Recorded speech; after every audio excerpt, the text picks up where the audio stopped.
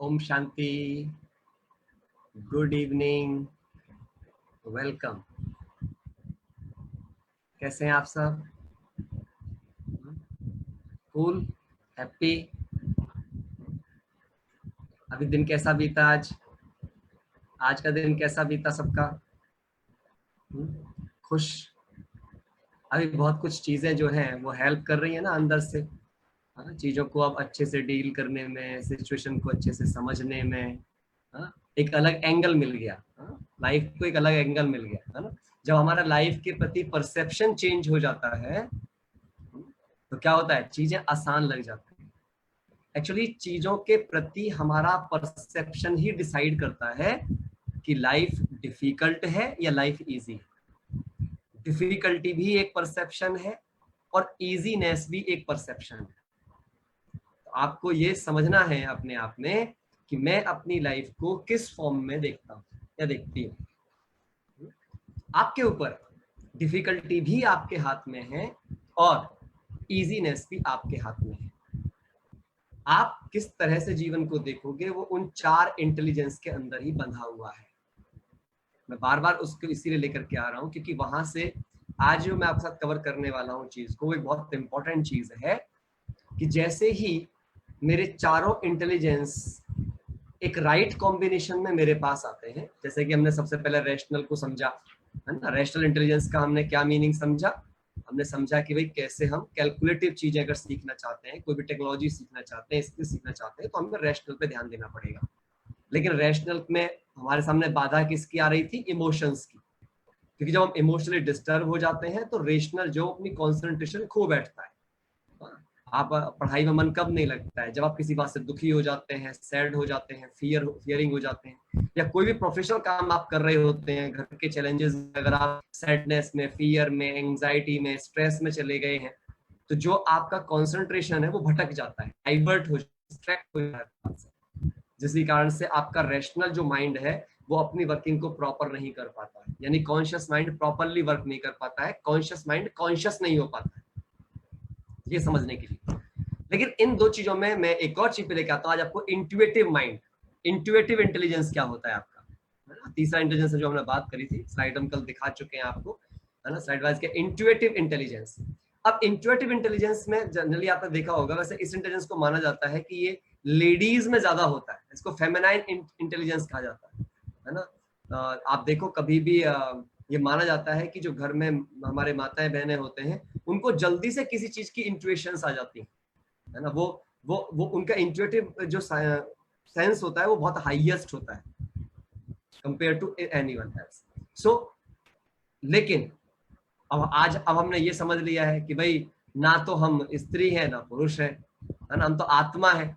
अब जब सोल है तो सोल के लिए तो स्त्री या पुरुष ये तो एक बॉडी है हमारे पास में। हाँ, उस बॉडी के कुछ फीचर्स अप एंड डाउन होंगे हमारे साथ में, वो चीजें हमें प्रभावित करेंगी, बायोलॉजिकली चीजें भी हमें अफेक्ट करेंगी डेफिनेटली, क्योंकि हार्डवेयर जैसा होगा सॉफ्टवेयर भी उसी क्वालिटी का वहां पर रन कर पाएगा। अभी आप जो पास्ट का हार्डवेयर ले लो और प्रेजेंट का सॉफ्टवेयर ले लो तो वो रन ही नहीं करेगा उसके अंदर। सो ये एक बहुत इंपॉर्टेंट चीज है। तो हमारे पास में ये बहुत जरूरी है कि हार्डवेयर तो इंपॉर्टेंट है, लेकिन उस हार्डवेयर को रन करने वाला जो सॉफ्टवेयर है उसकी कॉन्शियसनेस बहुत इंपॉर्टेंट है। जो हमने अभी क्या समझ लिया कि मैं कौन हूं? मैं आत्मा हूं। तो आत्मा हूं, तो आत्मा समझने से मेरे अंदर क्या आ गई? एक कॉन्शियसनेस ऑफ डिटैचमेंट आ गई। कॉन्शियसनेस ऑफ डिटैचमेंट आ गई। कॉन्शियसनेस ऑफ सिक्योरिटी आ गई। मुझे पता चल गया कि if I am a soul, मैं कभी मर नहीं सकती, जल नहीं सकती, कट नहीं सकती, केवल एक फॉर्म से एनर्जी उसके अंदर है। तो बेसिकली सुप्रीम एनर्जी से के पास से आई वो एक स्पिरिचुअल एनर्जी है। उसके अंदर एक खास बात क्या है कि वो एक फॉर्म से दूसरी फॉर्म में तो बदल सकती है लेकिन नष्ट नहीं हो सकती। मैं आपको सही बताऊं कि मैं पहले बहुत बहुत डरता था, मैं बहुत, है ना। जब तक मैं राजयोग के अभ्यास में नहीं आया था तो मैं बहुत डरपोक था। इतना डरपोक कि एग्जाम से भी डरता था, रोड पे जाने से भी डरता था। मेरे घर में कोई मतलब मेरे रिलेटिव आ जाते थे और वो कुछ बात करके कुछ पूछ लेते थे मेरे से, तो उससे भी डरता था। इवन देन मैं अपने विलेज में जाता था, जो लौकिक विलेज था, वहां पे जब मैं कभी जाता था तो वहां पे चाचा वगैरह होते हैं, वो वो काफी कॉम्प्लिकेट लोग होते हैं, वो वैसी बात का, हम जहाँ रहते हैं तो वो अजीब अजीब सवाल पूछते थे, तो हम रो जाते थे उनके सामने बात करते करते। 9th क्लास तक में ऐसा था। 10th में इस ज्ञान के अंदर आया और तब मेरे को एक बात की बहुत गहरी समझ में आई, और फिर मैं एक चीज से डरने लगा बाद में भी कि भाई मेरे गोल्स पूरे नहीं होंगे लाइफ में, मैं ये बनना चाहता हूँ, अगर वो नहीं, मेरी मृत्यु पहले हो गई तो क्या होगा। बाद में मुझे एक बहुत अच्छी बात समझ में आई, ये इंटेलिजेंस जब जागा, इसे कहते हैं स्पिरिचुअल इंटेलिजेंस, यानी कि जब स्पिरिट का इंटेलिजेंस जागा तो सेंस ऑफ जो इनसिक्योरिटी थी वो खत्म हो गई। मुझे समझ आया कि नहीं, मैं आत्मा गोल को पूरा करने वाली हूँ, शरीर नष्ट हो जाएगा बट आत्मा उस गोल के साथ दूसरी बॉडी में जाके अपने गोल को पूरा कर लेगी। जैसे कि आपका सीडी अगर आपके पास है, सीडी प्लेयर खराब भी हो जाए तो सीडी को इस प्लेयर में नहीं तो दूसरे प्लेयर में आप चला सकते हो। सो इम्पोर्टेंट क्या है मेरे पास में, क्योंकि सोल के अंदर तो रिकॉर्डिंग है, वो यहाँ पूरा नहीं करेगी, आगे जाके पूरा करेगी, आगे नहीं करेगी और बाद में करेगी, उसके पास ऑप्शंस है क्योंकि वो इटर्नल है। सबसे बढ़िया बात यह है। तो इस कॉन्शियसनेस ने मुझे मेरे अंदर के उस डर को खत्म कर दिया कि यदि मुझे कुछ हो गया तो मेरे गोल्स पूरे होंगे, नहीं होंगे। नहीं, मुझे एक बात समझ आ गई कि एज पर माई कार्मिक अकाउंट जितने गोल्स यहाँ पूरे होने होंगे, इनके साथ पूरे होने होंगे, इस फैमिली के साथ पूरे होने होंगे, वो यहाँ पूरे हो जाएंगे। जो यहाँ पूरे नहीं होने होंगे वो नेक्स्ट टाइम में जाके कहीं और पूरे हो जाएंगे। ये बहुत इंपॉर्टेंट बात है, क्योंकि एक बहुत जरूरी समझने की बात यह है, ड्रामा यानी कि ये जो पूरा का पूरा जो हम लाइफ जो जी रहे हैं, ये सबकी सब जो पूरी लाइफ है, ये सब कल्याणकारी है। जो कुछ भी हो रहा है टाइम के अंदर वो कल्याणकारी है, कुछ भी ऐसा नहीं है जिसके अंदर जरा सा भी कोई किसी प्रकार का अकल्याण की चीज होती है। तभी गीता में कहा गया है, जो हुआ अच्छा, जो हो रहा है अच्छा, और जो होगा वो अच्छे से अच्छा। मैं इसको रियलाइज कराना चाहता हूँ आप सब। देखिए अब आप में से किसी पर्सन को लेना चाहूंगा, कोई भी अपना हैंड रेज करे नयों में, जिनसे मैं कम्युनिकेट करूं और वो बाकी सबके लिए आंसर करें। कौन करना पसंद करेंगे? यस, आप अपना इंट्रोडक्शन दे पहले, तो अपना नाम और बताएं। तो मेरा नाम यशस्वी है। हाँ यशस्वी, यस। अभी हाँ जी। मैं आपसे जो सवाल पूछूंगा, सवाल ये है कि आप अपने पास्ट को याद करो। आपके साथ बहुत कुछ ऐसा हुआ होगा जो आपने लॉस किया होगा, ठीक है? कुछ भी, चाहे कोई आपका फोन, चाहे कोई चीज, कोई ड्रेस, कुछ ना कुछ लॉस किया होगा। किया है? क्या है? अच्छा, जब आपने वो लॉस किया था तो आप दुखी हुए थे? हाँ, दुखी हुए थे। लेकिन अगली बार जब दोबारा आपके पास चीज आई, उससे बेहतर आई या उससे खराब आई? उससे बेटर आई। उससे बेटर आई। तो फिर आपको ये नहीं हुआ कि मैं बेकार में दुखी हुई थी? हाँ, मुझे रिग्रेट भी फील हुआ क्योंकि मैंने ऐसी चीज जो लॉस की थी वो मेरा फोन था, जो कि मैंने एग्रेसिव बिहेवियर के चक्कर में खुद ही तोड़ा था। बट 1 साल के बाद मम्मा ने मुझे पहले तो दिलाया ही नहीं कि तुझे ज्यादा फोन तोड़ना होता है तो आज के बाद तुझे फोन ही नहीं मिलेगा। और उसके बाद सरप्राइज मिला कि मुझे आईफोन चाहिए था, तो उन्होंने ऑनलाइन ऑर्डर किया और मुझे पता भी नहीं था, और मेरे पास साइड में मैं सो रही थी तो आईफोन रखा हुआ मिला सुबह। उससे बेटर आ गया। हाँ, उससे बेटर आया। ये सिर्फ एक घटना नहीं है, आप कोई घटना सोचो। आपने जब भी कुछ, किसी ने भी, जितने साथी बैठे हैं, आपका कुछ भी खोया होगा, अगली बार जब भी आया उससे बेटर वर्जन आया या खराब आया? बेटर। ये तो रहा चीज के बारे में। अब आप सोचिए, अब आप एक दूसरी बात सोचिए। सपोज करिए कि आपके साथ कोई फेलियर आया, आपने उस फेलियर के लिए फाइट किया, उस फेलियर के टाइम पे आप दुखी थे, लेकिन उस फेलियर ने आपको कुछ लर्न कराया और आप उसके बाद उससे बेटर बने या नहीं बने? बने। सोचिएगा ध्यान से हर चीज पे। जब भी कभी कोई फेलियर आया, दुख की घड़ी आई, उस दुख की घड़ी के बाद जब आपने उसको ओवरकम किया, you become more experienced, you become more successful, you become more strengthen. आप ज्यादा शक्तिशाली बने, ताकतवर बने। अब मेरा सवाल तो मेरे पास एक और एक्सपीरियंस है इस चीज का। yes. कि मैं 11th क्लास में, मुझे फोर्सफुली पहली बात तो पेरेंट्स के थ्रू कॉमर्स दिलाई गई। तो जब मुझे कॉमर्स दिलाई, मुझसे वो बिल्कुल नहीं चली और मैं 11th में बिल्कुल फेल हो गई। कि 2 सब्जेक्ट्स में मेरी कंपार्टमेंट आई, तो मुझे बोला गया कि आप 11th फिर से करो।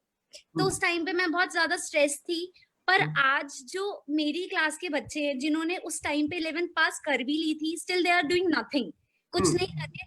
और मुझे वो चीज एक्सपीरियंस मैंने किया, तब मुझे इतना पता चला कि जो मैंने किया है, क्योंकि सर मैं इतनी ज्यादा, मैं अभी भी नहीं कहती कि मैं बहुत स्ट्रांग हूँ पढ़ाई में, बट मुझे एटलीस्ट उस चीज की कदर महसूस हुई कि जो मेरे मम्मा पापा ने पैसे लगाए थे वो कितने बेकार थे, और उसके बाद कि आज मैं ये डिसाइड कर पाई हूँ कि मुझे क्या, किस लाइन में जाना है, किस फील्ड में जाना है। तो एक टाइम पे तो मैं बिल्कुल डिमोटिवेट हो गई थी, और उसके बाद आज मुझे कोई भी नहीं है शायद ऐसा जो डिमोटिवेट कर पाए, क्योंकि मुझे पता है, और मैं उस चीज को एक वो लेती हूँ कि जो कुछ भी हुआ मेरे बेटरमेंट के लिए हुआ, अगर नहीं होता तो मैं नहीं समझ पाती उसकी वैल्यू। क्या, देखिए ये है इंपॉर्टेंट चीज। आप चेक कर लो, आपने जिसने भी अपने आप को पॉजिटिव रखा डिफिकल्ट सिचुएशन में, आपने जिसने भी अपने आप को पॉजिटिव रखा डिफिकल्ट सिचुएशन में, वो दूसरी बार में जब उठा तो उससे बड़ा बन के उठा, उससे बेहतर बन के उठा, उससे ग्रोइंग रहा। ऐसा है, सबके पास अनुभव है या नहीं? सबके पास अनुभव है ऐसे या नहीं? आप चेक कर लीजिए, जो भी कुछ खोया हो अपने लाइफ में, इवन देन आपने डिसरिस्पेक्टेड भी फील किया था, बट आप स्ट्रांग रह गए, तो बाद में उससे ज्यादा रिस्पेक्ट आपकी जिंदगी में आई है। आप चेक कर लीजिए, इसका मतलब क्या हुआ? जो हुआ अच्छे के लिए हुआ, जो हो रहा है अच्छा, और जो होने वाला है वो बहुत अच्छा। इसका मतलब the best yet to come, अभी बहुत अच्छा आना बाकी है। सो इंपॉर्टेंट, जब हमें ये बात पता चल गई कि जब बेस्ट ही होना है, तो किसी भी लॉस के लिए दुख मत मनाओ। क्यों? एक बात तो सोचो, आपने जो लॉस किया वो आपने ही कमाया था या आप उसके योग्य थे? समझिएगा इस बात को।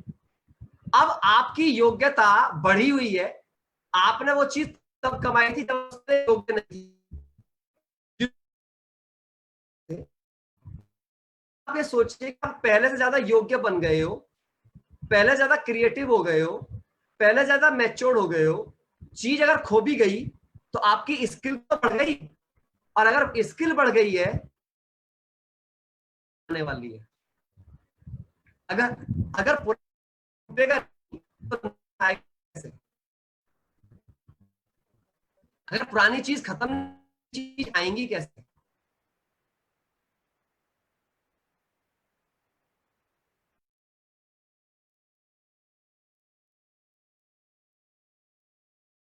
समझना इंपॉर्टेंट है। मतलब पुराना होगा तो नया कैसे आएगा? नए को लाने के लिए पहले पुराने को जाना पड़ेगा। सो यहाँ पे ये चीज समझने की चीज है। तो सबसे पहले मुझे मेरी कॉन्शियसनेस में ये लेकर के आना है कि मेरे साथ कभी भी कुछ गलत नहीं हो सकता। मैं आपको बता रहा हूं, जब तक आप किसी भी चीज से अटैच हैं, जब तक आपकी एक्सपेक्टेशंस और डिजायर्स हायर लेवल पर हैं चीजों के बारे में, तब तक आपका इंटेलिजेंस प्रॉपर काम नहीं कर सकता। आप चेक कर लीजिए, थोड़ी देर के लिए रियलाइज कीजिए, खाली मेरी बात सुनिए मत। आप ऐसा सोचिए कि जब जब आप किसी भी चीज से ज्यादा अटैच हो जाते हैं या ज्यादा एक्सपेक्टेशंस में होते हैं, तो वो चीज आपके मन को इतना बांध लेती है, वो चीज आपके मन को इतना बांध लेती है कि आप उसके बंधन से बाहर नहीं आ पाते। हाँ या ना? और आप उसी दिशा में सोचते रहते हैं बार बार बार बार, सॉल्यूशन की बजाय आप प्रॉब्लम के बारे में ही बार बार सोचते रहते हैं। ऐसा है या नहीं है? ऐसा है या नहीं है? हाँ, सही बात है कि नहीं जी? इंदु जी कुछ पूछना चाहते हैं? यस इंदु जी, अपने को अनम्यूट कीजिए आप। अच्छा, पूछना नहीं चाहते हैं आप, हैंड रेज कर रहे हैं, okay that's fine. No, so important चीज क्या है कि हम सबकी लाइफ के लिए ये जरूरी है कि हम इन सबका संतुलन अगर बनाना चाहते हैं, तो सबसे पहले हमें ये समझना पड़ेगा कि मुझे उन चीजों से अटैच नहीं होना है। कुछ भी चीज करनी है लेकिन विदाउट बीइंग अटैच। अब इसके लिए आपको समझना पड़ेगा, मैं अब आपको थोड़ा सा एक और दिशा में लेकर के जाता हूं। इसको आपको ऐसा समझ में आएगा कि आप कितने अटैच हो या आप कितने एम्पावर्ड हो। एक्चुअली लव जो होता है, मैंने कुछ पॉइंट्स आपके लिए लिखे हैं, मैं उसके आधार पे आपके साथ में थोड़ी सी बात करना चाहूंगा। होता क्या है कि हमारे पास लव का जो एक कंडीशंस होती है, हर इंसान अपने जीवन में कुछ प्रेम की बातें करता है, और वो लेकिन लव से वो बहुत ही कंफ्यूज है। लव को चार चीजों से कंफ्यूज करता है इंसान। पहली चीज लिख लीजिए, love confuse by desires. Love is confuse by desires. मैं आपको चार चीज बताऊंगा जिससे आपको समझ में भी आएगा कि हमारा इंटेलिजेंस क्यों मैन्युपुलेटेड हुआ है। देखिए कैसे कंफ्यूज है love, love is confuse by desire. कैसे कंफ्यूज हुआ? अभी आप सोच देखो, हम बोलते हैं I love chocolate, I love the movie. अब आप अपने सवाल पूछो, I love the movie, I love the chocolate, या I like the chocolate, I like the movie. This is love और like? This is like, but हमने liking को love से कंफ्यूज कर दिया। याद रखना, लव की डेफिनेशन कहती है if you depend on anything then you are not in love, you are in attachment. Because love independency का नाम होता है, ना कि डिपेंडेंसी का नाम।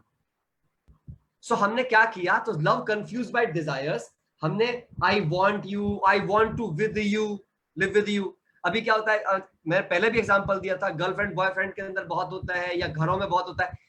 ये जो मीडिया और मूवी, जो हॉलीवुड और बॉलीवुड है, इन्होंने प्यार की परिभाषा को ही चेंज कर दिया। इन्होंने अटैचमेंट को, इमोशनल कंफ्यूजन को प्रेम बता दिया।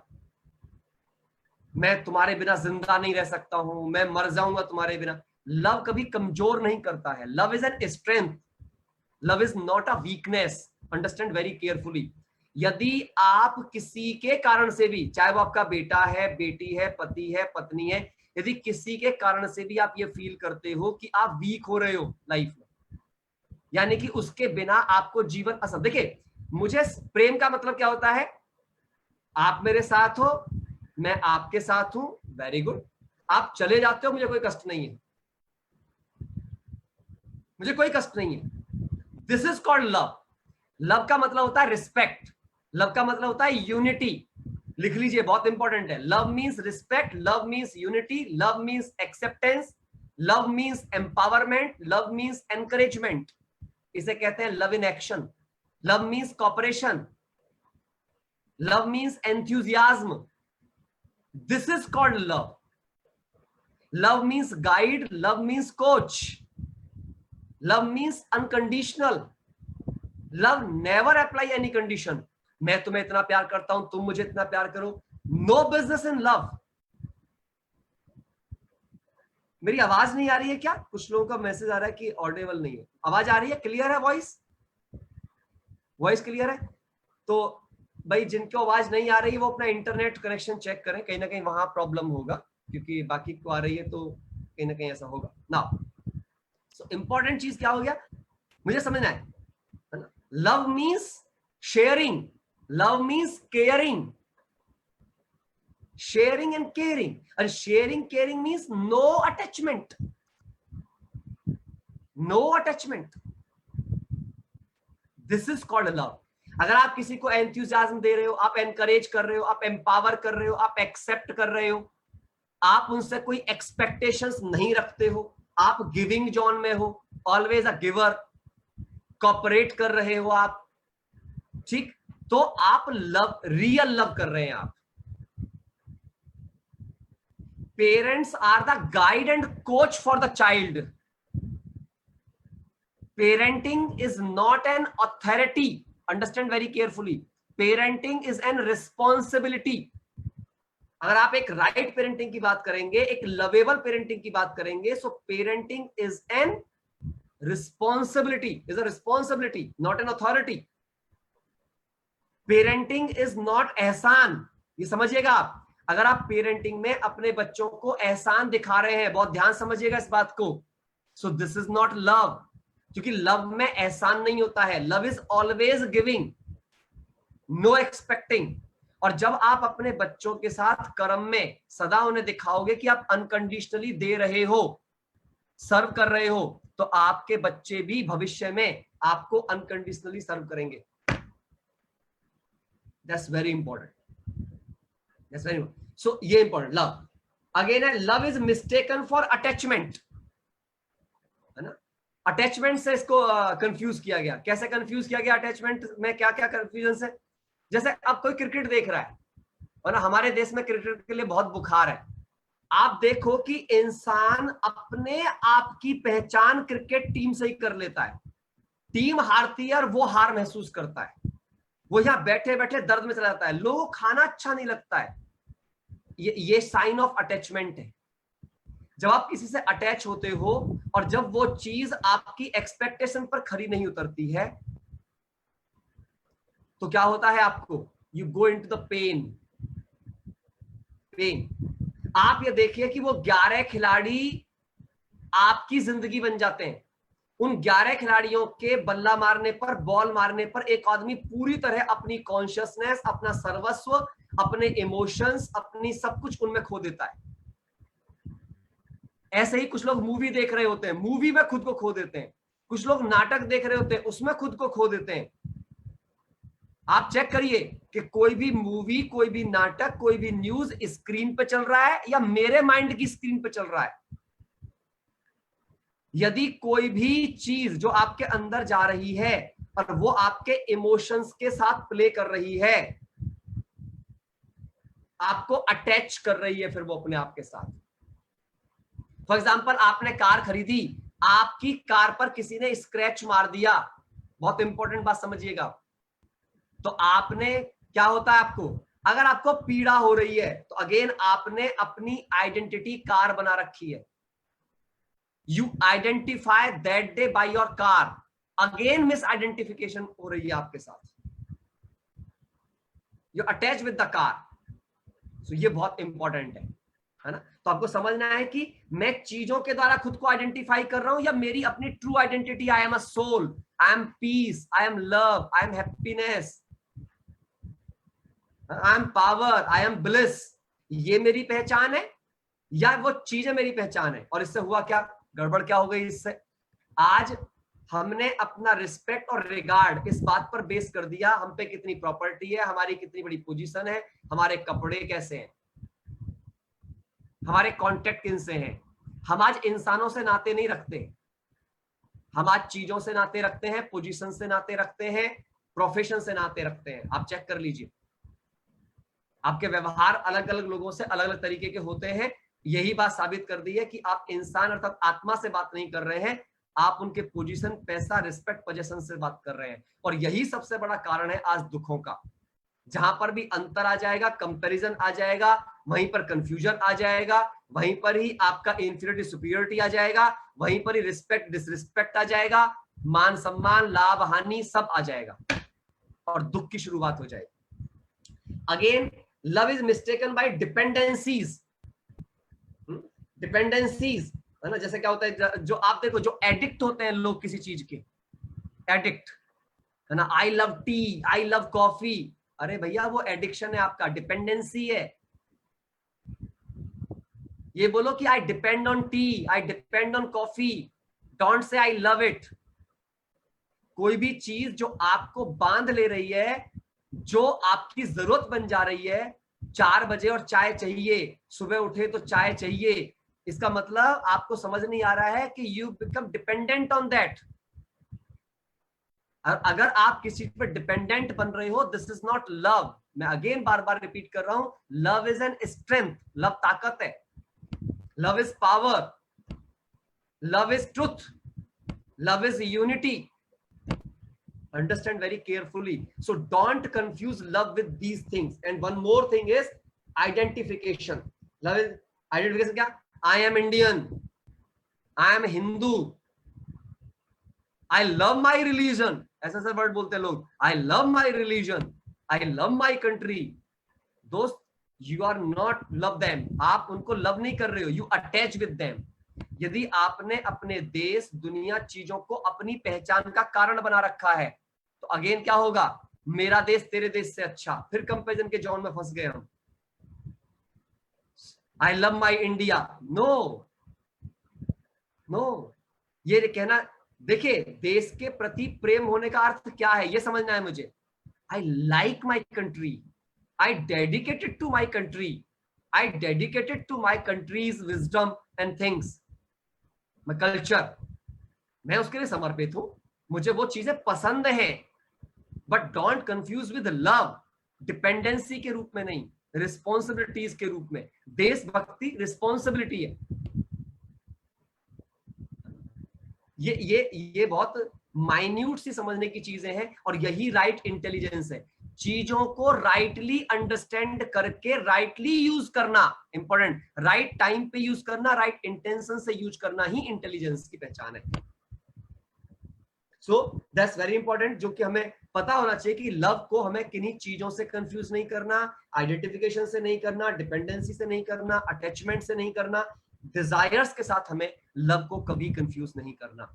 इनसे अगर आपने इनको कंफ्यूज किया तो आप खुद अपनी लाइफ को बहुत सारे कॉम्प्लिकेशंस में डालेंगे और उससे फिर बहुत सारी प्रॉब्लम्स आपकी लाइफ में क्रिएट होती चली जाएगी। नाउ अब समझना है इंट्यूटिव इंटेलिजेंस कब बढ़ेगा, जब आप इस इमोशनल कंफ्यूजन से बाहर आएंगे। जैसे ही आप अपने आप को सोल समझते हो, अब आप देखिएगा, जैसे ही सोल समझते हो तो comparison, control, corrections, irritations, anger, इनसे आप बाहर आए। अब ध्यान देखिए, इसका मतलब क्या होगा, क्लीनलीनेस बढ़ गई माइंड के अंदर। आपका माइंड की प्योरिटी जितनी हाई होती चली जाएगी, आपको राइट टाइम पर राइट इंट्यूशंस आ जाएंगी। इसे पूर्वाभास भी कहते हैं। पूर्वाभास, पूर्वाभास उन्हीं को होता है जो अपने माइंड को क्लीन छोड़ देते हैं, जो माइंड को बोझिल नहीं रखते, जो माइंड को अटैच नहीं रखते, जो माइंड को एजिटेट नहीं रखते।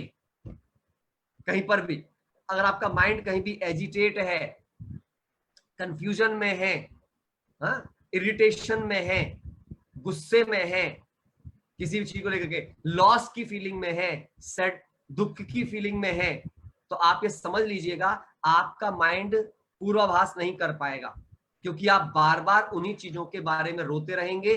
तो आपका माइंड जब फ्री नहीं होगा रोने से, दुखों से, शांति से, तो वो आपको सही से गाइड भी नहीं कर पाएगा, आपके लिए अच्छे निर्णय भी नहीं ले पाएगा, आपके लिए आपकी परखने की शक्ति को बड़ा नहीं कर पाएगा। एक और बात आप अपने लाइफ में लिख दीजिए बड़ा बड़ा करके अपनी डायरी के अंदर, जो मैं हमेशा अपने पास लेकर रखता हूं, हर समस्या का समाधान है। हर समस्या का समाधान है, जरूरी नहीं कि मेरे पास हो, किसी ना किसी के पास जरूर है। सो मुझे समाधान की तलाश करना चाहिए, ना कि प्रॉब्लम को ही बार बार बार बार बार बार गाते रहना चाहिए। प्रॉब्लम इज नॉट इंपॉर्टेंट, हमेशा आप याद रखो। और प्रॉब्लम आप खुद सोचिए, मैं हमेशा पूछता हूं आपसे, प्रॉब्लम पहले आई है या सॉल्यूशन पहले आया है? दोस्तों सॉल्यूशन पहले है, तभी हम कहते हैं कि every question have an answer. अगर हर सवाल का जवाब है, पर यह तो जरूरी नहीं कि हर सवाल का जवाब मेरे पास ही हो। कोई भी एक इंसान तो कंप्लीट नहीं हो सकता, कोई भी एक इंसान तो कंप्लीट नहीं हो सकता। यस, यहाँ पे कुछ पूछना चाहते हैं, कोई सॉल्यूशन, क्या सॉल्यूशन, किस बात का सॉल्यूशन जानना चाहते हैं? Kindly confirm it. Mala ji पूछ रहे हैं एंड कपी अपने वीडियो को ऑन करके प्लीज क्लैरिफाई द क्वेश्चन कि आप मुझसे क्या जानना चाहते हैं। शायद और लोगों का भी अच्छा भला होगा। So kindly if you want to confirm.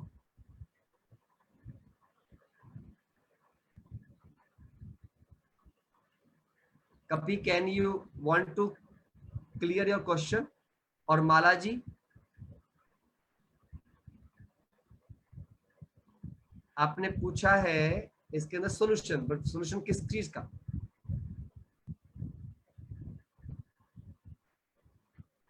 I'm at work, so I can't turn on the video. Okay, no problem. कभी आप क्वेश्चन लिख सकते हैं अपना, सॉल्यूशन किस चीज का? सो इम्पोर्टेंट यहाँ पे ये समझना इम्पोर्टेंट है। यस, खुशी कुछ पूछना चाह रहे हैं? यस खुशी, ओम शांति सर, आप कुछ पूछना चाहते हैं? Yes sir. Sir, actually you have said that solution comes first. Sir, how solution comes first? आपकी आवाज थोड़ी कम आ रही है, please. Sir, actually I want to ask that you have said that solution come first. Sir, how solution come first? Okay, तो हम ऐसा क्यों कहते हैं कि every question have an answer? अभी मैं आपको बताता हूँ सॉल्यूशन कैसे फर्स्ट आता है। आप बताइए, न्यूटन्स लॉ पढ़ा है आपने? Sir, no. नो, कोई बात नहीं। साइंस है, साइंस में न्यूटन के बारे में सुना है कि सेब जब नीचे आया था तो न्यूटन ने लॉ ऑफ ग्रेविटेशन इन्वेंट किया था, सुना था? अब बताइए कि क्या सेब न्यूटन के कहने से ही नीचे आया था? No, या sir. न्यूटन के सामने ही नीचे आया था? उससे पहले भी नीचे ही आता था ना? न्यूटन ने सिर्फ उसको ऑब्जर्व किया। Yes. क्या है कि सारे सॉल्यूशंस पहले से ही अवेलेबल हैं, बस देखना उनको ऑब्जर्व कर पा रहे हैं या नहीं कर पा रहे हैं। हर प्रॉब्लम का सॉल्यूशन है ना, लेकिन बस क्या है कि क्या मैं उसको सॉल्यूशन ओरिएंटेड हूं या नहीं। Okay. ठीक है, क्लियर है मेरी बात? खुशी Yes, समझ sir. आया? तो Yes, इसलिए sir. हर क्वेश्चन का सोल्यूशन है। जैसे देखिए, मान लें मुझे हार्ट प्रॉब्लम है, अब अगर मुझे हार्ट प्रॉब्लम है तो हार्ट प्रॉब्लम को मैं ठीक नहीं कर सकता, लेकिन एक हार्ट का सर्जन तो ठीक कर सकता है ना, यानी कि Yes, सोल्यूशन sir. उसके पास है। तो इसका मतलब क्या है, जो भी प्रॉब्लम है उसका सोल्यूशन कहीं ना कहीं अवेलेबल है, बस मुझे पेशेंस रखना है उस सोल्यूशन तक पहुंचने का। Okay, sir. Get me? चलिए, और कोई बात? Sir, one thing more, that sir, आपने कहा था कि जैसे आप कोई भी चीज लॉस करते हो तो हाँ? उसके बाद आपको उसका अच्छा मिल ही जाता है, तो हाँ? सर इसका मतलब ये तो नहीं हुआ ना कि हमको उसमें एफर्ट करने की जरूरत नहीं है? नहीं, एफर्ट तो करना पड़ेगा ही पड़ेगा, लेकिन एफर्ट तो ऑटो पायलट है ना। फिर आप ये सोचो कि अगर आपने कोई पुरानी चीज खो दी, तो नई चीज पाने के लिए अब आप पहले से ज्यादा मैच्योर्ड हो, पहले से ज्यादा क्रिएटिव हो, पहले से ज्यादा फोकस्ड हो। तो इसका मतलब अब जब पहले ज्यादा फोकस्ड हो तो चीजें एडवांस हो जाएंगी ना लाइफ में, और भी, चाहे वो वैल्यू सिस्टम में हो, चाहे फिर वो चीजों के रूप में हो। बिकॉज अगर मेरा, अभी सोचो आप 9th क्लास में अगर पढ़ रहे हो सपोज, और आप 10th में आए, तो 10th में अगर आप आओगे तो 9 से ज्यादा मैच्योर्ड हो जाओगे ना। Yes. और जब 10th 11th में जाओगे तो 10 से ज्यादा मैच्योर्ड हो जाओगे। जैसे मैच्योरिटी बढ़ती जाएगी वैसे वैसे आपकी क्वालिटी भी बढ़ती जाएगी, और क्वालिटी बढ़ती जाएगी, अंडरस्टैंडिंग बढ़ती जाएगी चीजों के बारे में, तो चीजें बेहतर होती जाएंगी। Okay. ठीक है, क्लियर? Yes, sir. नाउ कभी ने पूछा, when people angry at you every action has an equal reaction. देखिए ये चीज फिर वही बात आती है दोस्त, कभी भी फिजिक्स के लॉ मेटाफिजिक्स पर लागू नहीं होते। मेटाफिजिक्स में कभी नहीं होगा कि every action have an equal and opposite reaction. यदि आपके अंदर ठंडक है, मैं आपको समझाता हूं कि पानी ज्यादा पावरफुल है या आग ज्यादा पावरफुल है? क्या कहेंगे आप? पानी ज्यादा पावरफुल है या आग ज्यादा पावरफुल है? यानी पानी आग को बुझा सकता है या आग पानी में लग सकती है? आग को पानी में लगने के लिए किसी मीडियम की जरूरत पड़ेगी, कोई ना कोई ऑयल होना चाहिए, कोई ना कोई चीज होना चाहिए। एम आई करेक्ट और नॉट? है ना? अब सवाल ये है कि सपोज सामने वाले ने कोई भी एक्शन किया, उसका एक्शन मेरे कंट्रोल में नहीं है। समझिएगा, बहुत अच्छा सवाल है जो राहुल कपी ने पूछा है, बहुत अच्छा सवाल है। वो कह रहे हैं कि सामने वाला कोई एक्शन कर रहा है तो मेरा रिएक्शन तो आएगा ना। सो इंपॉर्टेंट ये कि एक्शन मेरे कंट्रोल में नहीं है। क्यों? एक्शन करने वाला व्यक्ति दूसरा है, तो उसका माइंड मुझसे अलग है, उसका कर्म मुझसे अलग है, उसकी सोच मुझसे अलग है।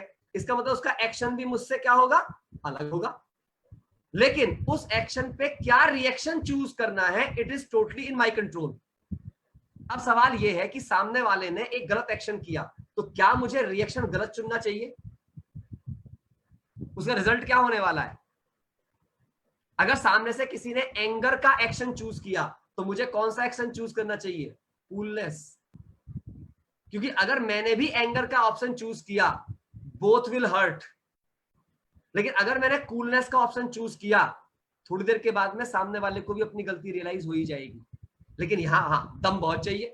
अगर आप अपने आप को इज्जत बेइज्जती में, मैं बताता हूं एंगर का सबसे बड़ा कारण क्या होता है दुनिया के अंदर। 2 कारण है एंगर के। कारण है रिस्पेक्ट डिसरिस्पेक्ट की फीलिंग।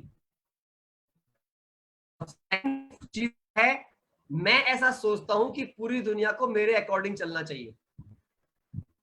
पूरी दुनिया को, the whole world design to work according to me. सबको मेरे कंफर्ट का ध्यान रखना चाहिए। ये 2 ही फीलिंग्स हैं जिसके कारण से एंगर जन्म लेता है आपके अंदर। लेकिन आपको ये समझना होगा, ना तो संसार इस बात के लिए डिजाइन किया गया है कि वो मेरे अकॉर्डिंग चले, क्योंकि जैसे मुझे किसी के अकॉर्डिंग चलना पसंद नहीं है, तो सभी इंसान हैं, उनको भी अपने ही अकॉर्डिंग चलना पसंद है। अब यहां पे एक चीज आएगा कि यदि लोग आपको क्रिटिसाइज कर रहे हैं, है ना, ये सवाल भी आ रहा है, अगर लोग आपको क्रिटिसाइज कर रहे हैं तो उस समय आप अपने इमोशंस को कैसे संभालेंगे? केवल 2 चीजें अगर आप याद रख लेते हैं तो आपके लिए उस इमोशन संभालना बहुत आसान हो जाता है। मैं आपको फिर से बताऊंगा इस चीज को लेकर के। आप ऐसा सोचिए कि हम सबकी लाइफ के अंदर, ऐसे समझना बहुत इंपॉर्टेंट सी चीज है ये। सपोज करिए कोई सामने वाला व्यक्ति मेरे विषय में कोई भी बात कह रहा है, वो क्रिटिसाइज कर रहा है, वो मुझे डिसरिस्पेक्टेड मेरे बारे में कुछ वर्ड्स बोल रहा है। ध्यान से सुनिएगा सभी, डिसरिस्पेक्टेड वर्ड्स बोल रहा है, मैं किसी एक व्यक्ति से पूछ लेता हूँ, कोई भी मुझे मैं किसी को अनम्यूट कर देता हूँ। किनको मैं अनम्यूट करूँ? कौन बताना चाहेंगे, कौन बात करना चाहेंगे? यस, राहुल से बात करते हैं। यस राहुल, प्लीज अपने को अनम्यूट कीजिए Rahul. Yes sir. Yes sir. Rahul ऐसा सोचिए कि लेट्स से कि हम दो लोग हैं, आप मेरे दोस्त हैं, या ऐसा समझिए कि हम दोनों की पटरी नहीं खाती है। दोस्त का क्रिटिसिज्म तो हमारे जगह वहां से आएगा जो मैं पसंद नहीं करता होगा। आपको क्या सोचना है कि लेट्स से कि मैं आपके बारे में कुछ भी बोलता हूं, तो आप बताइए जब मैं आपके बारे में कुछ भी बोल रहा हूंगा, कुछ भी खराब बोल रहा हूंगा, तो उस समय मैं मेरे मेंटल एटीट्यूड को रिफ्लेक्ट कर रहा हूं या आपके कैरेक्टर को रिफ्लेक्ट कर रहा हूं? सर आप आपके मेंटल एटीट्यूड को कर रहे हो। इसका मतलब क्या हुआ? तो मैं खुद की इज्जत बेइज्जती कर रहा हूं या आपकी इज्जत बेइज्जती कर रहा हूं? सर मेरी बेइज्जती कर रहे हो, अपनी वो कर रहे हो। नहीं नहीं, आप सोचो ना, अगर मैं मेरे मेंटल एटीट्यूड का परिचय दे रहा हूं तो बेइज्जती किसकी हो रही है? अगर खराब एटीट्यूड में शो कर रहा हूं आपके बारे में, मैं खराब वर्डिंग्स यूज कर रहा हूं, मैं खराब वर्डिंग्स यूज कर रहा हूं, मैं खराब सोच आपके बारे में रख रहा हूं, सो मैं किसका कैरेक्टर डिस्क्राइब कर रहा हूं? मेरा कैरेक्टर। इज्जत और बेइज्जती कैरेक्टर से होती है, इज्जत और बेइज्जती कैरेक्टर से होती है। तो मैंने आपके कैरेक्टर को डिफाइन नहीं किया, बल्कि मैंने वो डिफाइन किया कि मैं दूसरों को कैसे देखता हूं, how I see the world. मैं संसार को वैसा नहीं देखता जैसा संसार है, मैं वैसा देखता हूं जैसा मैं खुद अंदर से हूं। इसका मतलब if someone says about anything about me, इसका मतलब वो ये बता रहा है कि वो खुद कैसा है। करेक्ट। तो इसका मतलब इज्जत बेइज्जती किसकी हुई? उसकी। एक और बात, मैं कुछ भी कह रहा हूं आपके बारे में, it is just my opinion, not the fact. Correct, not the fact. एक बात सोचो, एक माँ एक बच्चे को अपने गर्भ में 9 महीने रखती है। बहुत ध्यान सुनिएगा मेरी बात। एक माँ एक बच्चे को 9 महीने गर्भ में रखती है, वो भी अपने बच्चे को पूरा नहीं जानती। जिसका अंग होता है उसका बच्चा, वो भी पूरा जानती। एक माँ नहीं जानती कि उसके बेटे के दिमाग में क्या चल रहा है या बेटी के दिमाग में क्या चल रहा है। तो प्यारे भाई बहनों, आप मुझे बताइए, दूसरा व्यक्ति मेरे कैरेक्टर का 100% राइट रिफ्लेक्शन कैसे एक्सप्लेन कर सकता है? Nobody can. So, अब मैंने किसी दूसरे के वर्ड को ये कैसे ले लिया कि वो मुझे क्रिटिसाइज करने के योग्य भी है? वो मुझे He does not have any right to criticize you in any point of time. नहीं, वो कर भी नहीं सकता। एक और खास बात है, आप वो सामने वाला जो कुछ भी मेरे बारे में बोल रहा है, ये उसका परसेप्शन है, ये उसका परसेप्शन है। अब यहाँ पे 2 बातें समझनी है। यदि उसका परसेप्शन मेरे बारे में वो कह रहा है कि जो मैं हूं, तो भी मुझे बुरा नहीं लगना चाहिए, तो मुझे स्वीकार कर लेना चाहिए। मैं ऐसा समझाता हूं, सपोज मैं चोर हूं, आई एम थीफ, और सामने वाला कह रहा है तुम चोर हो। अब मुझे पता है कि मैं चोर हूं, तो बुरा क्या मानना भाई? इसमें क्रिटिसाइज क्या है? तो सच है। बिल्कुल। अच्छा, अब अगर मैं चोर नहीं हूं और सामने वाला मुझे चोर कह रहा है, तो कहता रहे, फर्क क्या पड़ता है? मैं हूं ही नहीं। सत्य को किसी प्रमाण की आवश्यकता नहीं पड़ती। ब्यूटीफुल थिंग, जब आप इसको अपना लेते हो, आपको आपकी लाइफ के अंदर सामने वाला, देखिए एक और खास बात समझिए, सामने वाले ने मेरे बारे में कुछ अच्छा बोला, ध्यान समझिएगा। मान लिया मैं आपके बारे में अच्छा बोलूं और उससे इज्जत समझ बैठो, तो क्या मुझे भारत सरकार ने इज्जत देने वाला कोई वो स्टैंप दे रखा है कि मैं किसी के बारे में अच्छा बोलूंगा तो इज्जत हो जाएगी, मैं खराब बोलूंगा तो बेइज्जती हो जाएगी? कोई ऐसी स्टैंप तो मैं हूं नहीं। वो क्या है? जस्ट ओपिनियन मात्र है। और ऐसा ही हमारे रिश्तों में हो रहा होता है। आपको सिर्फ 2 बातें सोचना चाहिए। सपोज सामने वाले ने मेरे बारे में कुछ कहा, 1 मिनट अपने आप के बारे में सोचो कि जो वो कह रहा है, क्या इसमें से कहीं भी मेरे अंदर कोई चीज है आई नीड टू इम्प्रूव? अगर कुछ मुझे दिख रहा है कि यस है, तो इम्प्रूव कर लो, उसे बुरा मानने की कोई बात नहीं है। और यदि सामने वाला कुछ कह रहा है और वो आपके अंदर नहीं है, तो don't try to justify anything to anyone, क्योंकि जस्टिफाई कभी भी सत्य को नहीं किया जाता। सत्य स्वयं सिद्ध होता है, सत्य को सिद्ध नहीं किया जाता। सत्य आपके कर्मों से एक दिन अपने आप सिद्ध हो जाएगा, और जिस दिन वो कर्मों से सिद्ध होगा, याद रखिएगा, जिस दिन वो कर्मों से सिद्ध होगा, वो पूरी दुनिया के सामने एक बहुत बड़े रूप में आएगा। और ये बहुत इंपॉर्टेंट है। आई थिंक मैंने काफी हद तक चीज को कवर करने का प्रयास किया होगा। क्लियर है राहुल भाई? सर एकदम क्लियर है। इसमें एक चीज मैं ऐड करूंगा, justification is only there for people who want to clarify what they have not done. Justification क्यों दो? आप सही हो, क्यों जस्टिफिकेशन दे रहे हो किसी चीज? नो नीड टू, छोड़ दो ना, छोड़ दो उसको, लीव इट। और तब आप अपनी लाइफ को बहुत ब्यूटीफुल कर पाएंगे। Okay, what to think when people criticise. जब लोग आपको क्रिटिसाइज करें तो आप सिर्फ एक बहुत प्यारा थॉट ले सकते हो जो मैं हमेशा लेता हूं। देखिए, जो है नाम वाला वही तो बदनाम है। इसका मतलब मैं योग्य हूं, इसलिए लोग मुझे क्रिटिसाइज करके और ज्यादा योग्य बनाना चाहते हैं। जब भी आपकी क्रिटिसाइज हो रहे हैं आप याद रख लीजिए कि आपको दुनिया में कुछ और बड़ा करना है। आपको अपनी पर्सनैलिटी को और ब्यूटीफुल बनाना है। आपकी पर्सनैलिटी दुनिया के लिए बहुत बड़ी पर्सनैलिटी बनने वाली है। मैं हमेशा रखता हूं, जो है नाम वाला वही तो है। मैंने कोई कुछ कह रहा है तो उनके बारे में कहेगा कि जो कहने के योग्य है, और मुझे बस वो चीज चेक करनी है कि अगर मेरी पर्सनैलिटी में कहीं भी उस तरह के रिफ्लेक्शंस हैं तो मुझे करेक्ट कर लेना है। और इसलिए कहा गया है, निंदा हमारी जो करे मित्र हमारा सोए।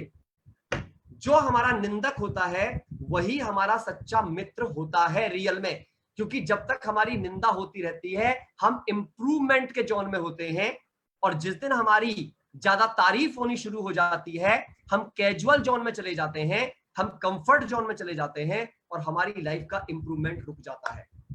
सो ये बहुत ब्यूटीफुल चीज थी। होप सो कपी भाई मैंने आपकी बात तो क्लियर किया होगा। अगर फिर भी ना हो तो आप मेरे साथ व्हाट्सएप पे बात कर सकते हैं पर्सनलाइज इस चीज को आगे कंटिन्यू करने के लिए। नाउ सो अब क्या चीज हमारे पास आएगा, इंट्यूटिव इंटेलिजेंस को आपको समझना है कि जितना आप अपने आप से बॉडी की कॉन्शियसनेस से बाहर आते जाएंगे, बार बार आपको यही चिंतन करना है, I am not body, I am a soul, I am peaceful, मैं प्रेम हूं, मैं सुख हूं, मैं शांति हूं, मैं आनंद हूं, मैं शक्ति हूं, मैं दाता हूं, मेरा जन्म जीतने के लिए हुआ है ना, मैं आत्मा अजर हूं, अमर हूं, अविनाशी हूं। जितना आप चिंतन करोगे, और सब भी आत्माएं हैं, हम सब एक परमात्मा के बच्चे हैं। तो पहले मुझे कंपैरिजन, कंपटीशन, क्रिटिसिज्म, इन सब जोन से बाहर आना है। जब मैं इनसे बाहर आऊंगा तो मेरा क्या चीज हो जाएगा, और ये तब तक संभव नहीं है जब तक आप अपने को शरीर समझ रहे हैं। फिर समझिएगा, यदि आप अपनी पहचान अपने नाम से बनाए हुए हैं, यदि आपकी पहचान आपका प्रोफेशन है, यदि आपकी पहचान आपका जेंडर है, यदि आपकी पहचान आपकी एज है, आपका कलर है, आपका कंट्री है, आपके अचीवमेंट्स हैं, अगर ये आपकी पहचान है तो आप ये समझ लीजिएगा आप सारा जीवन दुखों में जीने वाले हैं। क्यों? क्योंकि ये सारी चीजें कंपेरेबल हैं, ये सारी की सारी चीजें कंट्रोलेबल हैं, ये सारी की सारी चीजों पर प्रश्न चिन्ह लग सकता है, इन सभी चीजों में अंतर हो सकते हैं, इनमें अच्छे और बुरे हो सकते हैं, इसीलिए ये दुख और दर्द का कारण बनेंगे। लेकिन जैसे ही आप सोल कॉन्शियसनेस में आते हैं और आपको पता चल जाता है I am playing a role, और जब I am playing a role तो इस रोल में कोई हीरो होगा, कोई विलेन होगा, कोई कॉमेडियन होगा, और यदि मेरे साथ डिफिकल्ट पीपल आ रहे हैं तो वो मेरे रोल को मुझे यूज करने की प्रेरणा दे रहे हैं। That's very important. भावनाएं आपकी आप पर तभी हावी होंगी जब आप किसी भी प्रकार से दूसरों से अपने में अंतर समझेंगे। If you have differences with anyone तो आप समझ लीजिएगा फिर गड़बड़ होना शुरू हो जाएगा। लेकिन यदि आप दूसरों से समानता महसूस करेंगे, जैसे कि मैं आत्मा हूं, वे भी आत्मा हैं, मुझ आत्मा में भी मन बुद्धि संस्कार हैं, उन आत्मा में भी मन बुद्धि संस्कार हैं, ये बड़ी समझने की चीज है। मैं आत्मा भी यहां भ्रकुटी में बैठी हूं, सभी आत्माएं भ्रकुटी में बैठी हैं, मैं आत्मा भी धरती पर मेहमान हूं, रोल प्ले कर रही हूं, सामने वाली जितनी भी आत्माएं हैं वे भी धरती पर मेहमान हैं और एक रोल प्ले कर रही हैं। वी ऑल आर एक्टर्स, हम सिर्फ एक्टिंग कर रहे हैं, हम सब यहाँ पर फिक्स नहीं है। कोई 50 साल के लिए है, कोई 60 साल के लिए, कोई 100 साल के लिए, एक पर्टिकुलर टाइम फिक्स है। हमारा एक कार्मिक अकाउंट है जिसके अंतर्गत हमारा जन्म हुआ है। तो समझना यह है अब यहाँ पर कि जब मेरा कार्मिक अकाउंट पूरा हो जाएगा और मुझे जाना होगा ही, तो मैं अपने रोल में क्या डालूं, मुझे मेरा रोल कैसा प्ले करना है। एक और इंपॉर्टेंट समझना आप ध्यान से, कि जो भी रोल आप प्ले कर रहे हो, आप समझना मेरी बात, जब भी कोई आपके साथ डिफिकल्टीज क्रिएट करे तो आपको एक बात अपने आप में सोचनी है, मैं हीरो पार्टधारी हूं, I am the hero of this movie. अब मेरी बात समझिएगा आप, किसी भी मूवी के हीरो में क्या चीजें होती हैं, ये बड़ी अच्छी कॉन्शियसनेस मैं आपको दे रहा हूं लास्ट में, क्योंकि ये बहुत अच्छा आपको हेल्प करेगा आपके सारे इमोशंस को कंट्रोल करने में और अपने हर इमोशन को अपनी ताकत बनाने में। याद रखिएगा, यदि आपके इमोशंस आपकी ताकत बन गए तो आप दुनिया में कुछ भी अचीव कर सकते हैं। मैं आपको एग्जांपल देता हूं, है ना। मैं जैसे किससे बात करूं, कोई भी एक जना अपना हैंड रेज करो। यस, खुशी से चलो बात कर लेते हैं। खुशी ने हाथ रेज किया है। खुशी जी सर, शांति। अपना वीडियो आप ऑन कर लीजिए खुशी, ताकि सभी से कम्युनिकेशन हो। यस खुशी, आपसे हम कुछ क्वेश्चंस पूछेंगे, है ना। आपको ये सोचना है लाइफ में जो भी कुछ आप कर रहे हैं, जो भी चीजें आपकी लाइफ में चल रही है, अगर आप ये सोच लें एक बार के लिए कि भाई मैं हीरो हूं। एक कोई आपने मूवीज देखी हैं? हाँ जी। देखिए, मूवी में एक हीरो क्या करता है, मूवी में हीरो का रोल क्या होता है? हीरो का रोल ये होता है कि वो हर सिचुएशन में बेस्ट प्ले करते हैं और एक परफेक्ट सीन बनाने की कोशिश करते हैं अपनी लाइफ। ग्रेट, हर सिचुएशन में बेस्ट करता है, हर एक का सपोर्टिव होता है। ध्यान दीजिए आप, वो हर एक का सपोर्टिव होता है। हाँ जी। विलेन के द्वारा कितनी भी डिफिकल्टीज उसकी लाइफ में आती हैं वो उनको ओवरकम करता है जी। आप देखना, आप मूवीज को देखना पसंद करते हैं जिसमें डिफिकल्ट को हीरो ओवरकम करता है। हाँ जी। क्लियर है मेरी बात? हाँ जी, क्लियर है मेरी बात?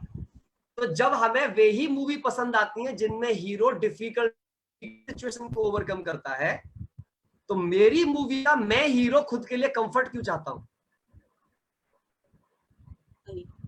बड़ी प्रैक्टिकल सी बात है। और this dialogue quite informative for me because I am in situation like this कि इस टाइम काफी सारी ऐसी सिचुएशन है समझ नहीं आ रहा। अब ये सोचना है, नहीं अब यहाँ पे अब आप सोच के देखो, if I am a hero, अच्छा अब सोचो एक पिक्चर बनाई जाए जिसमें हीरो हो और उसके सामने कोई सिचुएशन ना आए, hero doesn't have any situation, कोई जाएगा वो मूवी देखने? नहीं। आप में से कोई जाएगा? That means कि बाबा हीरो बना रहे हैं। यस, इसका मतलब क्या है कि देखिए, एक मूवी में हीरो को हीरो क्या बनाता है? उसका करेज, उसका कॉपरेशन, उसका लविंग नेचर, उसका केयरिंग एटीट्यूड, उसकी फाइटिंग स्पिरिट।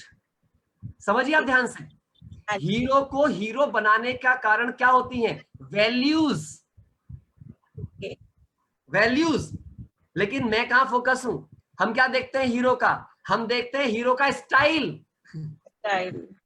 समझिए मेरी बात ध्यान से, हम देखते हैं हीरो के कपड़े, हम देखते हैं हीरो की गाड़ियां, हम देखते हैं उसकी दौलत, हम ये नहीं देखते उसके पीछे की हार्डवर्क क्या है, हम नहीं देख रहे हैं कि उसके पीछे का एटीट्यूड क्या है।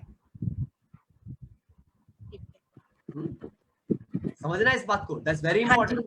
सो अगर जैसे अब सोचो, अगर आपने मान लिया कि मैं मेरी फैमिली का हीरो हूं, अब मेरी फैमिली में कुछ ना कुछ विलेन होने चाहिए, नहीं होने चाहिए? फिर होने चाहिए ना। आई am a hero of my family, तो कुछ ना कुछ विलेन होने चाहिए मेरे चारों तरफ। जब वे विलेन होंगे तभी मुझे मौका मिलेगा मेरे वैल्यूज एंड पावर को रिप्रेजेंट करने का। तब मैं बता पाऊंगा कि मेरा हीरोइज्म कितना बड़ा है। जब भी डिफिकल्ट सिचुएशन आए, आप बोलो वाह क्या मौका आया अपना हीरोइज्म दिखाने का। थैंक यू सर, मैं बहुत लेट डाउन थी, मतलब सच में नहीं समझ आ रहा था हीरो पार्ट कौन कैसा होता है। लेकिन अब क्या करोगे? आज के बाद क्या करना है? आज से क्या फील करना है? वाह मेरे सामने सिचुएशन आई है। देखिए, भगवान कभी भी किसी को उसकी ताकत से बड़ी सिचुएशन नहीं देते। ठीक है, सिचुएशन उसको उतनी ही दी जाती है जितनी उसमें झेलने की शक्ति होती है। अभी किसी ने सवाल पूछा फिर लोग आत्महत्या क्यों कर लेते हैं? आत्महत्या करने के पीछे कारण क्या होता है? कारण सिर्फ एक ही होता है कि वो प्रॉब्लम को अपने आप से बड़ा मान लेते हैं। एक ही चीज है, साइकोलॉजी कहती है जब भी आपने समस्या को खुद से बड़ा मान लिया और उसी एटीट्यूड में जीने लग गए तो उसका अंत हत्या या आत्महत्या ही है। और जब आप ये मान लोगे कि धरती की कोई भी समस्या इंसान से बड़ी नहीं है, क्योंकि हर समस्या का समाधान इंसान ने ही ढूंढा है। आप चेक कर लो, आज आप जितने सॉल्यूशंस देखते हो अपनी लाइफ में, किसने इन्वेंट किए? क्या कोई मंगल ग्रह से आया था क्या कोई? हम और आप ही हैं, हम आत्माओं ने इन्वेंट किए हैं। और आप खुद चेक करिए अपने आप के बारे में, आपने जिंदगी में बहुत सारे ऐसे काम किए हैं जब आपको कहा गया वाह क्या बात है, आपने क्या अच्छा काम किया है। तो जब आपकी जिंदगी में वाव मूवमेंट है, आपने कुछ ऐसे हीरो वाले काम किए हैं, तो उसकी कंसिस्टेंसी हम क्यों मेंटेन नहीं रख पाते? मैं आपको बताता हूं 2 कारण है कंसिस्टेंसी मेंटेन ना होने के अपनी सफलताओं में या अपने जीवन में। पहला कारण, जब आपकी तारीफ आपके दिमाग पर हावी हो जाए। अगर आपको मिली तारीफ आपके दिमाग पर हावी हो गई, आपका पतन शुरू हो जाएगा, क्योंकि आप उसी दिन से कैजुअल बन जाएंगे and you become egoistic at the same thing. और दूसरा क्या चीज जाएगा, जब आप, एक तो ये हो गया हमारे पास है, ये तो तारीफ केस में हो गया, तारीफ मिली, उस केस में आपके लिए आगे बढ़ना मुश्किल हो जाएगा। दूसरा, आपके सामने से चैलेंजिंग सिचुएशन मिली और आपने उससे कुछ लर्न नहीं किया। लाइफ में कोई भी सिचुएशन जो आती है, ये बात आप लिख दीजिए बड़ा, कोई भी सिचुएशन आपकी जिंदगी में तब तक रिपीट होती रहेगी जब तक कि वो सिचुएशन जो आपको सिखाना चाहती है आप सीख नहीं लेते। आप चेक कर लो, जिस सिचुएशन से आपने लेसन सीख लिया वो दोबारा आपकी जिंदगी में आया ही नहीं। आप चेक कर लीजिए, मैं बिल्कुल रियलाइजेशन फैक्ट बता रहा हूं आपको, आप चेक कर लो, आपकी जिंदगी में वही सिचुएशन बार बार आ रही है जिसको आपने जीता नहीं है। जिस सिचुएशन को आप ओवरकम कर लेते हो वो सिचुएशन दोबारा आती नहीं है आपकी लाइफ में, नेवर रिपीट अगेन। लेकिन जिस इमोशन को आप जीत नहीं पाते हो वो इमोशन बार बार आता रहता है, बार बार आता रहता है, बार बार आता रहता है। और क्योंकि उसे मजा आ रहा है आपको दुखी करने में, आप उसे दुखी करने दे रहे हो उस इमोशन को। मैं हमेशा इस सेंटेंस को बोलता हूं, हमें इमोशंस का कंट्रोलर होना चाहिए, ना कि इमोशंस को हमारा कंट्रोलर। आप बताइए, इमोशंस मेरे हैं या मैं इमोशंस की हूं? हेलो, इमोशंस मेरे हैं, मेरे हैं। इमोशंस मेरी क्रिएशन है, ना कि मैं इमोशंस की क्रिएशन हूं। जब इमोशंस मेरी क्रिएशन है तो मेरी रचना मुझ पर भारी कैसे हो सकती है? आत्महत्या का सबसे बड़ा कारण है जो अपने इमोशंस से द्वारा खुद को कंट्रोल्ड करवा देते हैं। जैसे ही आपके इमोशंस आपको कंट्रोल कर लेते हैं तो फिर क्या होता है, जहां इमोशन ले जाता है आप वहां चले जाते हैं। सर एक चीज और, यस सर जैसे मैं अपनी बात करती हूँ कि मुझे रिस्क लेने में बहुत डर लगता है, तो ये क्या फैक्टर हो सकता है जो मेरे को कभी कभी ऐसा लगता है ये चीजें मुझे कुछ डिसाइड करने नहीं देती, मेरी डिसीजन इसे बोलते हैं लैक ऑफ प्रिपरेशन। जितने भी लोग जिंदगी में किसी भी चीज से डरते हैं वो वेल प्रिपेयर्ड नहीं होते उसके लिए। मैं आपको इस एग्जांपल बहुत करीब से समझाता हूं। जब हम बच्चे थे, पढ़ाई करते थे स्कूलों के अंदर, आप चेक करो, जिस सब्जेक्ट की हमारी तैयारी होती थी हम बोलते थे कल ही हो जाए पेपर, कोई टेंशन नहीं है। और जिसकी तैयारी नहीं होती थी कहते थे 5-7 दिन की छुट्टी मिल जाए ना, ये वाला पेपर टल जाना चाहिए, है ना, किसी की मौत हो जाए। मतलब हम दूसरों को मरने तक का भी वेट कर लेते थे, भगवान एक आध कोई मर जाए तो छुट्टी हो जाए आज और पेपर कल के लिए टल जाए। मैंने तो क्या बता रहा हूँ, मैं सोचता कोई बुढ़ा हो जाए का, कोई कुछ किसी की डेथ हो जाए, कुछ हो जाए पर ये पेपर टल जाए, है ना, करते थे सब। और आप में हंस रहे बहुत सारे आप भी करते थे, है ना। आपको लगता था भगवान कुछ कर दे, बारिश डाल दे, बम फोड़ दे, सरकार बदलवा दे, कुछ करवा दे, लेकिन पेपर टलवा दे। और जिस पेपर की तैयारी होती थी उसके लिए क्या बोलते थे, अरे कल ही हो जाए, सब तैयार है, कोई टेंशन नहीं। इसका मतलब क्या है, यदि आप में कोई भी फियर है, it means it shows lack of preparation. I am not prepared well. और याद रखना, अगर मेरी प्रिपरेशन टू विन नहीं है तो मैंने प्रिपरेशन टू फेल कर ली। जिसने जीतने की प्लानिंग और प्रिपरेशन ना कर रखी हो उसने हारने की प्लानिंग प्रिपरेशन ऑटोमेटिक कर ली। You got my point? Clear हो गया? तो अब आप चेक कर लेना, जितने भी डर हैं पहले लिखना मेरा डर क्या है, फिर सोचना डर क्यों है ये। हर डर का क्यों पूछते जाना, वाई फियर, फिर वो वाला पॉइंट लिखना, वाई दिस, रीजन पर पहुंचना है, रिजल्ट पर नहीं। मेरा ये स्टेटमेंट डायरेक्टली लिख लो आप, हम सब रिजल्ट देखते हैं, रीजन नहीं। ठीक है। अभी सपोज करो, मान लिया मैं कह रहा हूं मेरे को ना बहुत डर लगता है, इट इज अ रिजल्ट कि मुझे डर लगता है। अब सवाल क्या पूछो, मुझे डर क्यों लगता है, फिर एक कारण निकल के आएगा, फिर उस कारण के लिए पूछो ये क्यों होता है, फिर एक और कारण निकल के आएगा, फिर पूछो अच्छा ये क्यों होता है। जब ये उल्टा पूछते जाओगे तो असली कारण पे पहुंच जाओगे, और जैसे ही असली कारण मिट जाएगा डर खत्म हो जाएगा। अब मैं आपको एक और कारण बता देता हूं, सब प्रकार के दुखों का कारण एक ही थॉट है, लिख लीजिए आप बड़ा बड़ा, एक ही थॉट, एक ही स्टेटमेंट है जो सारे दुखों का कारण है। आई लॉस्ट समथिंग, मेरा कुछ खो गया, ये विचार सब दुखों का कारण है। आप चेक कर लो, मेरी इज्जत खो गई, मेरा पैसा खो गया, मेरी नौकरी चली गई, मैं फेल हो गया, मेरी बात नहीं मानता, ऐसा नहीं हुआ, वैसा नहीं हुआ, ऐसा हो जाता, सब पास्ट में। आई लॉस्ट समथिंग, मेरा कुछ खो गया, ये वाला विचार जैसे ही मन में आएगा दुख की भावना आएगी। Sadness always lie in past. अच्छा, फियर कहां रहता है, फियर का लिए भी एक ही स्टेटमेंट है, I am going to lose something, कहीं मेरा कुछ खो ना जाए, कहीं मेरी इज्जत खो जाए, कहीं कोई कुछ बोल ना दे, कहीं ऐसा ना हो जाए, कहीं वैसा ना हो जाए।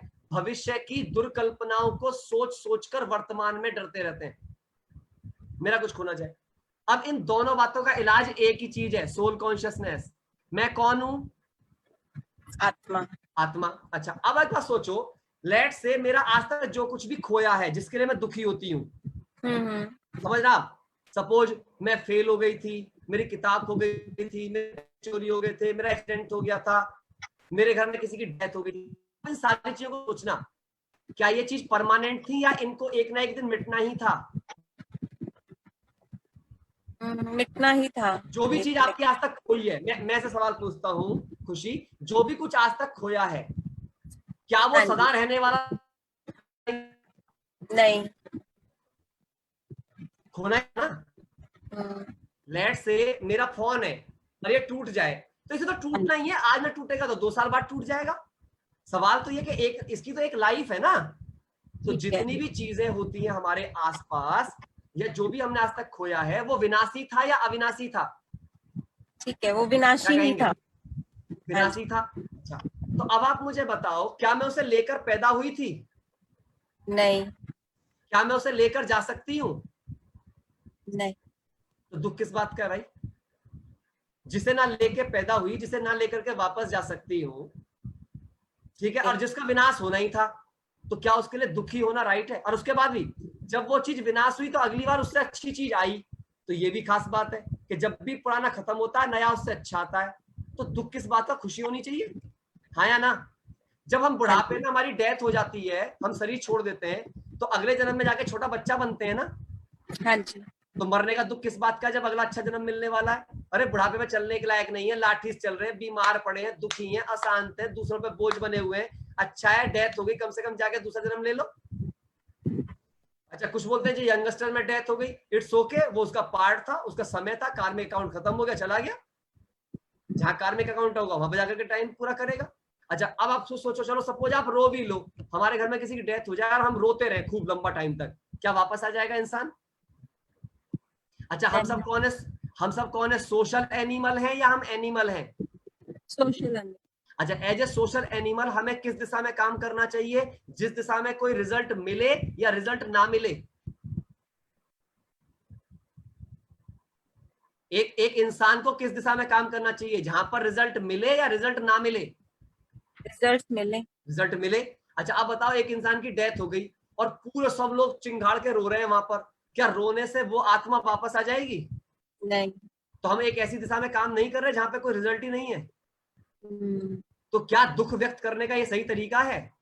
क्या ये किसी के प्रति प्रेम व्यक्त करने का सही तरीका है? नहीं भाई बहनों, सच्चा प्रेम का अर्थ है कि अब वो आत्मा जिस नेक्स्ट जर्नी पे गई है, हे ईश्वर, वो अपनी अगली जर्नी पर भी सुख से जीवन जी सके।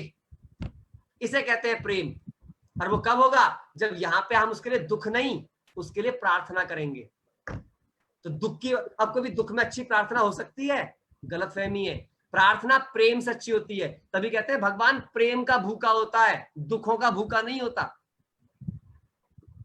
भगवान फरियाद नहीं सुनता, भगवान याद देखता है, तुम कितना प्यार से याद कर रहे हो उसको। That's very important. So clear हुई मेरी बात? हाँ जी भाई, क्लियर हुई। So important. अब बात आती है डर की। आज सोचो, डर किस बात से रहे हम? मेरा ये ना खो जाए, मेरा फोन ना खो जाए, मेरी नौकरी ना चली जाए। अभी आजकल लोगों की परेशानी क्या चल रही है? मेरी नौकरी ना चली जाए, मेरे पैसे क्या होगा? अरे भाई, तुझ पे आज है ना रोटी खाने के लिए, आज की रोटी तो खा तसल्ली से।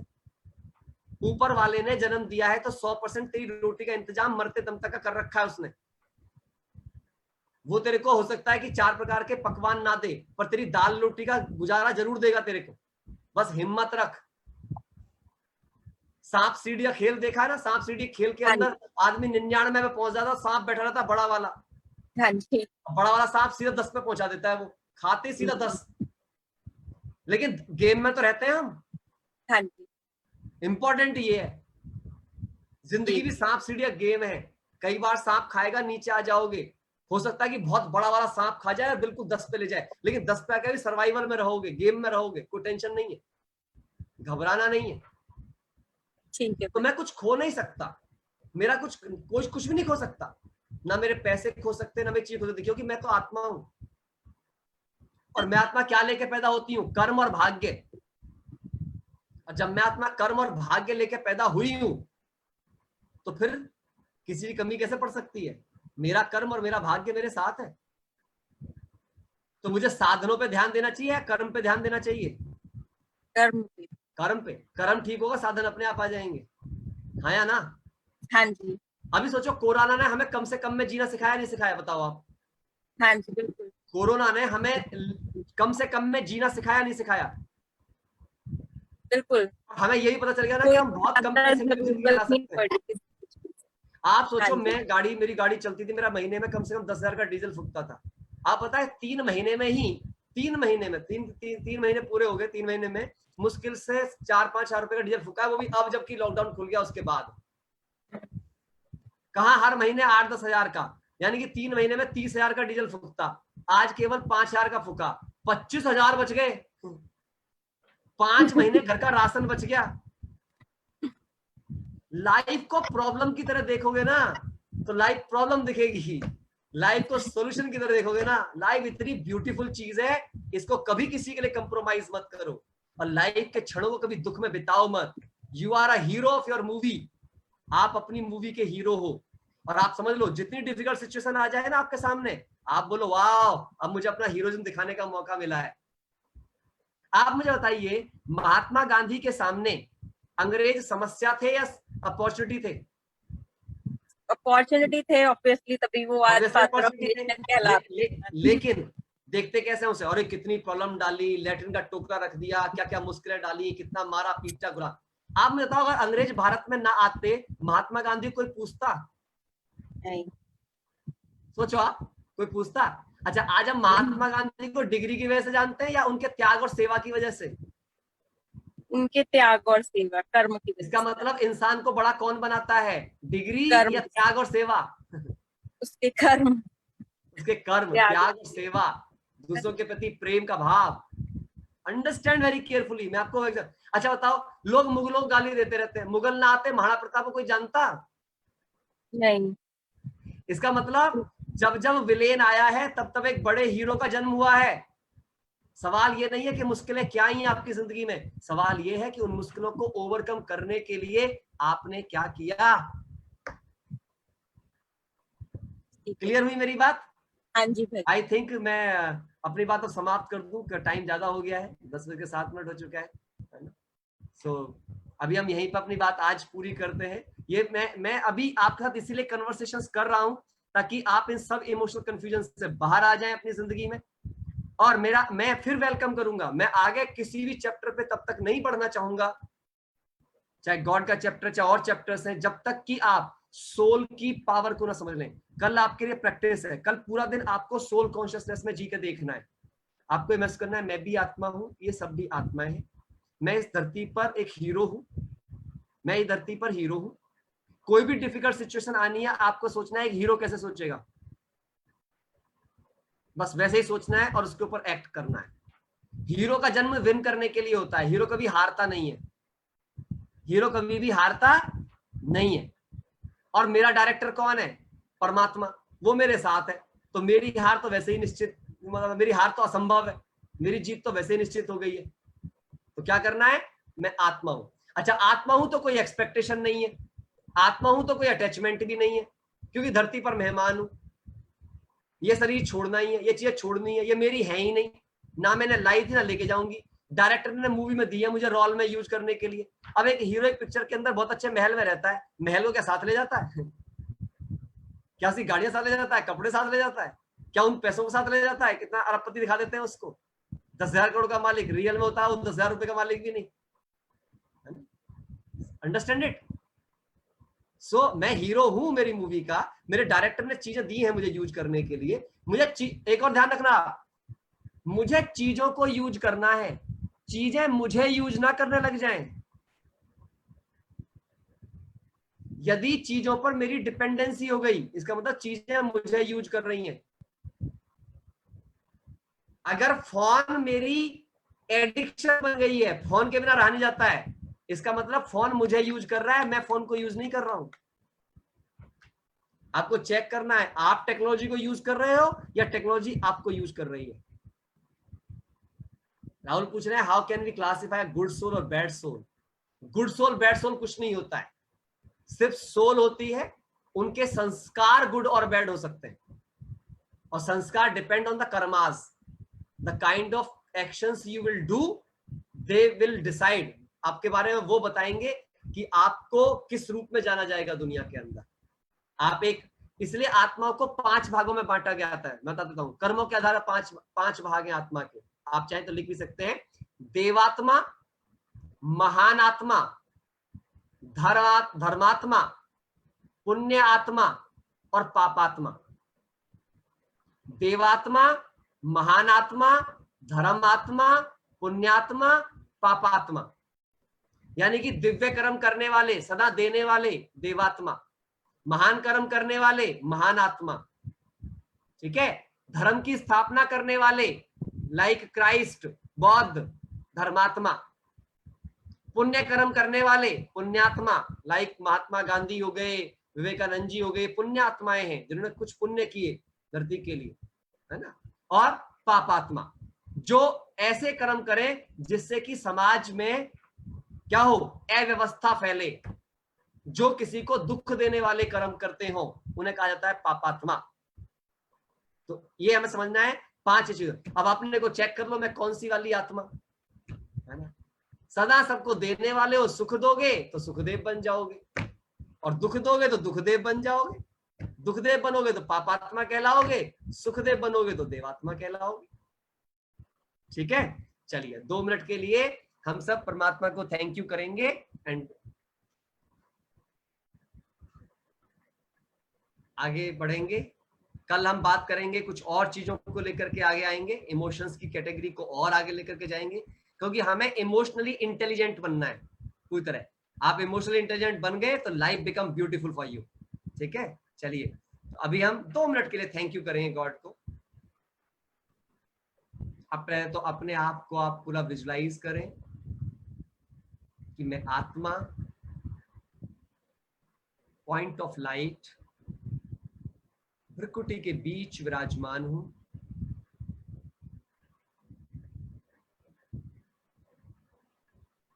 मैं आत्मा पवित्र हूं,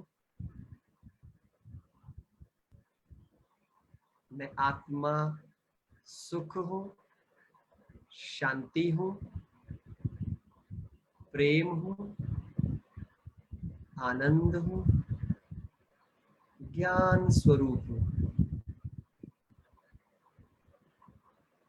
ऐसा महसूस करें जैसे मुझ आत्मा से ये सारे गुण निकलकर मेरे चारों तरफ वाइब्रेशंस के रूप में फैल रहे हैं।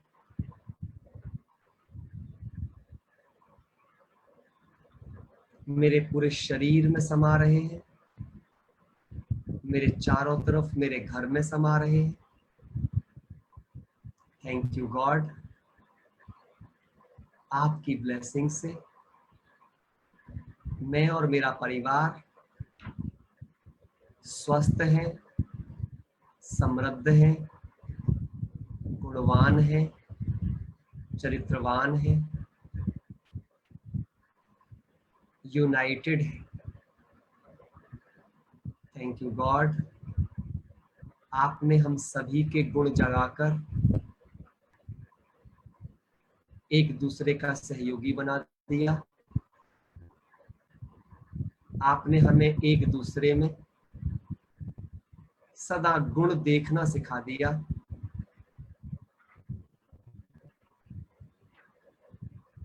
हम सब एक दो को आसानी से स्वीकार कर लेते हैं, जिससे हमारा जीवन बहुत ही सुखद बन गया है।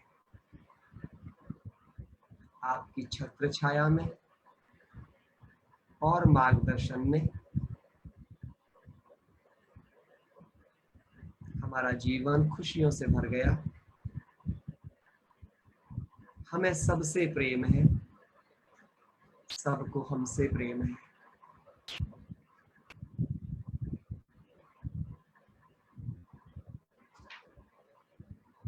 ओम शांति,